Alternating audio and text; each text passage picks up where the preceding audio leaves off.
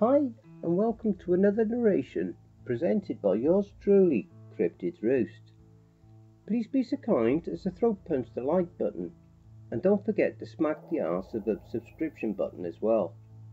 Plus, don't forget to share the video far and wide. This will help with YouTube's algorithm and will help promote the channel more. If you would like to support the channel and help make it grow, any and all donations can be made to paypal.me/cryptidsroost and would be most gratefully received. If you enjoy listening to the following story, be sure to pop over to the author's Reddit profile and drop them a line, or even give them a glowing review.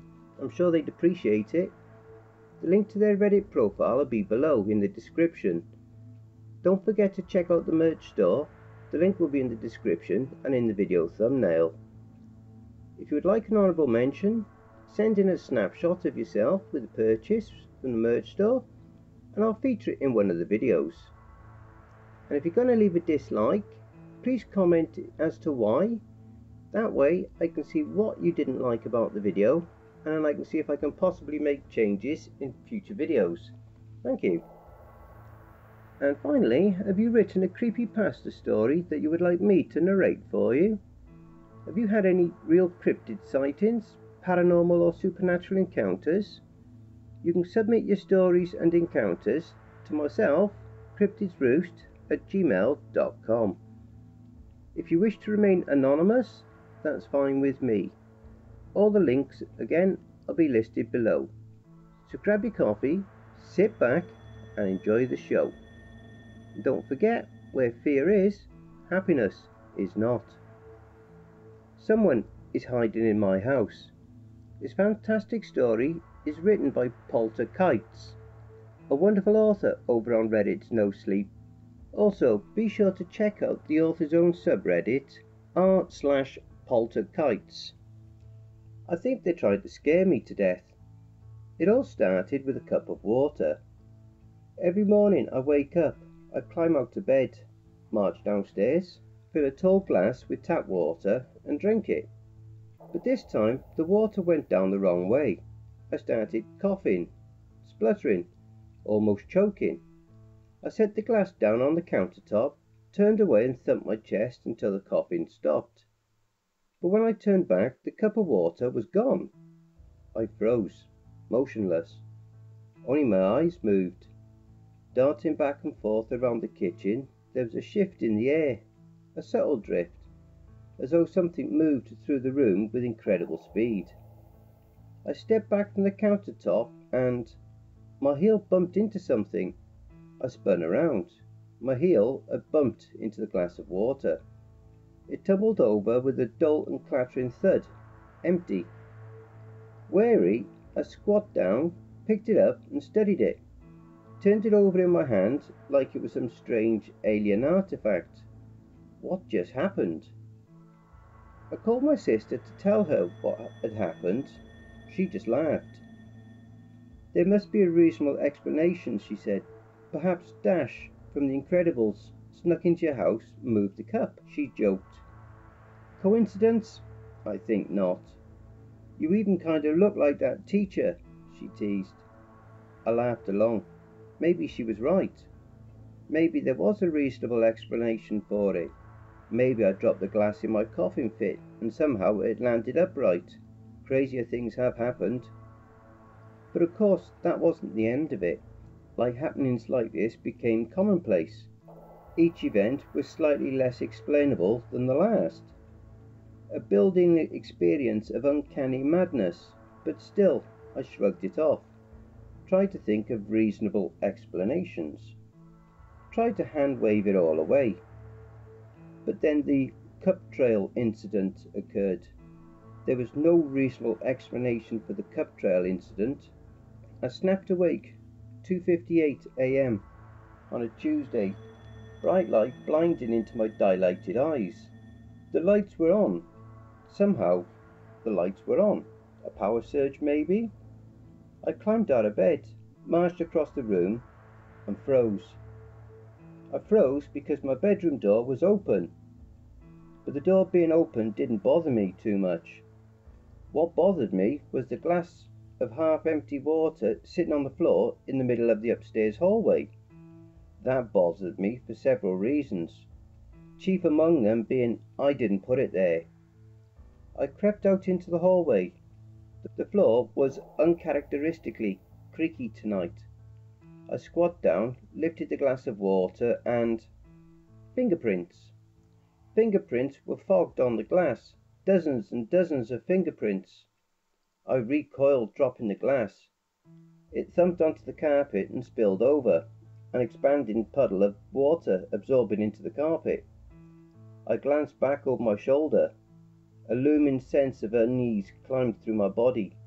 I pushed back to stand in, and another glass of water, half empty, sitting at the top of the stairs. I walked forward. I looked down the stairs. Another one, sitting halfway down the steps. A trail of half-empty cups. Should I just call the police? I reached for my phone instinctively, but it wasn't there. I always kept my phone in my pocket, even while I slept. Don't ask. But now it was gone. It was gone, and somebody was hiding in my house. I looked back over my shoulder, down the hallway towards my bedroom.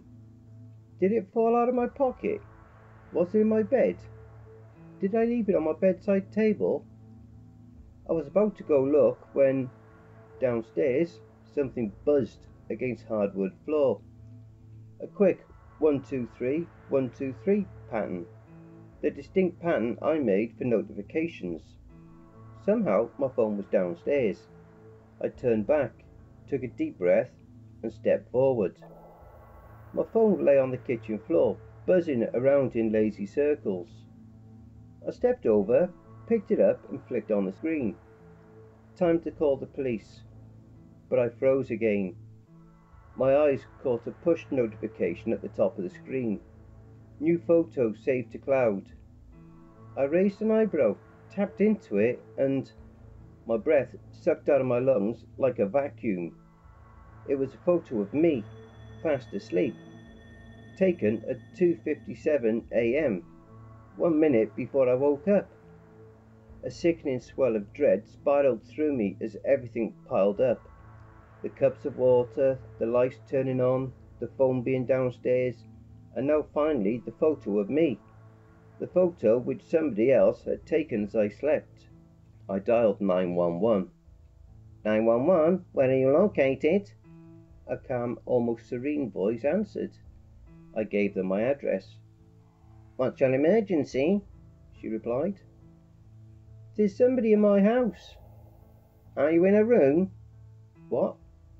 Please, get to a safe room and lock the door. I bolted to the nearest washroom, slammed the door shut, and locked it. Okay, sir, are you safe? Said the voice on the other end. The door slammed shut, somewhere upstairs. He's upstairs, I said. Help is on the way. Focus on breathing. Breathe in. I breathed in. Breathe out. I breathed out. Breathe in. Upstairs, another door swung open and slammed shut. The intruder was searching now, checking each and every room in order. Sir, are you there? Yes, I whispered. The slamming doors are getting close, one door at a time, getting closer. The final door upstairs slammed shut, and suddenly a door downstairs swung open and slammed shut. Were there multiple intruders? Either there were multiple intruders, or this person was impossibly fast. Sir? Sir, are you still in the bathroom? The bathroom? How did they know I was hiding in the bathroom? I never told them I was hiding in the bathroom. Sir, are you there? The voice said again, but this time I could hear it on the other side of the door too. I could hear the 911 operator's voice inside my house. The intruder was talking to me on the phone. The intruder was somehow pretending to be a 911 operator. They were talking to me. The bathroom doorknob jostled. Sir, open the door, please, she said. Dropping the phone, I wrapped my grip around the handle, pulled back with all my strength. Sir, please open the door. I didn't budge. Sir, open the door. Open the door! Open the door! She kept repeating like a broken record, like a pre-made recording, all the while pulling back at the doorknob trying to get in. The lights started turning on and off, a rapid cycle between light and dark, faster and faster. Sir, we can't help you if you don't open the door, she said, almost sounding on the verge of laughter now. Sir, are you there? Sir? Suddenly, outside, around the corner, the front door burst open. Police! A baritone voice boomed. Silence. Police! I remained quiet. I didn't trust it. Whatever I was dealing with didn't seem to play by the rules of reality. I wasn't going to fall for it. I remained silent.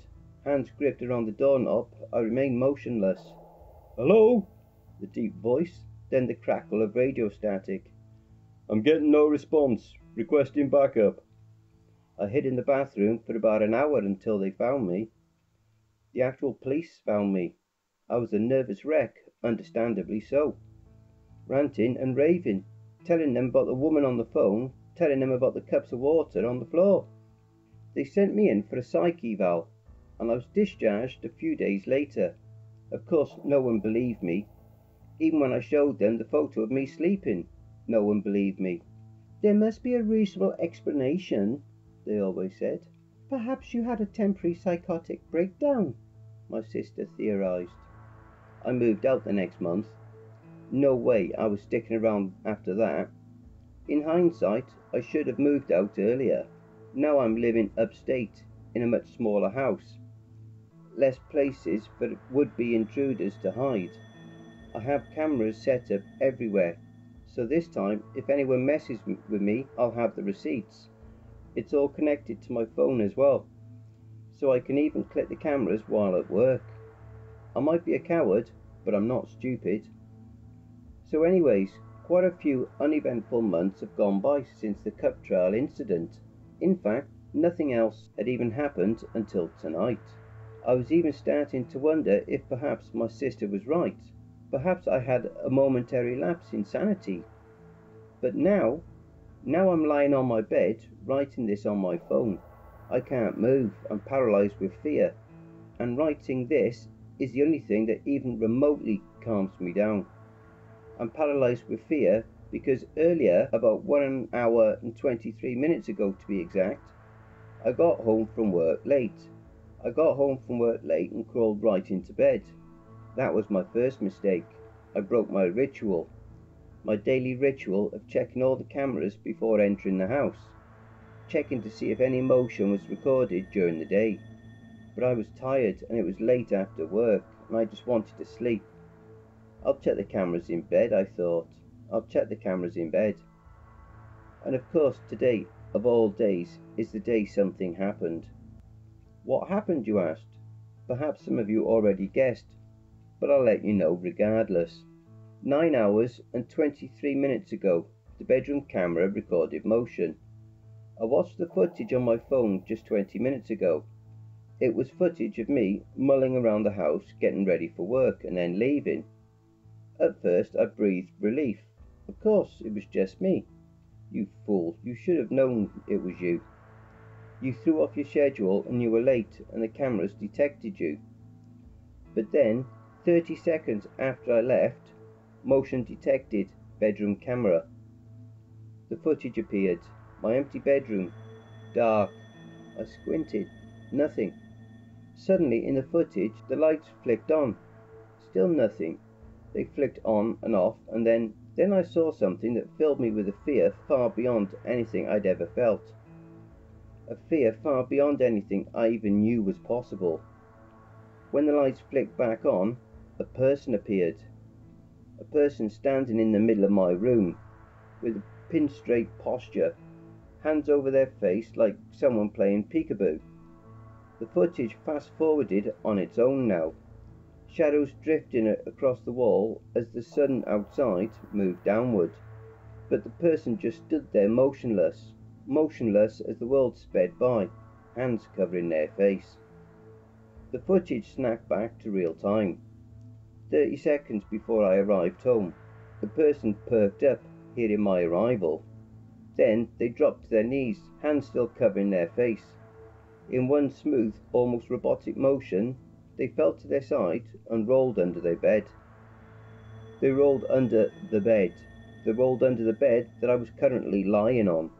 The bed which I am lying on right now. Manically typing on my phone in the dark. Just beat them up, lol, I would. I can almost hear the very badass readers among you writing in the comments below. Call 911. I hear the good faith warriors among you thinking. But seriously, call 911? After what happened last time? Call 911? Either way, I figure this is the last thing I'll ever post. So, I hope you got some enjoyment out of reading my very imminent demise. Walter Creston. And once again, the fantastic story was written by Polterkites, a wonderful author on Reddit's Nosleep. So be sure to check out their profile and also their own subreddit r/Polterkites. And the links will be below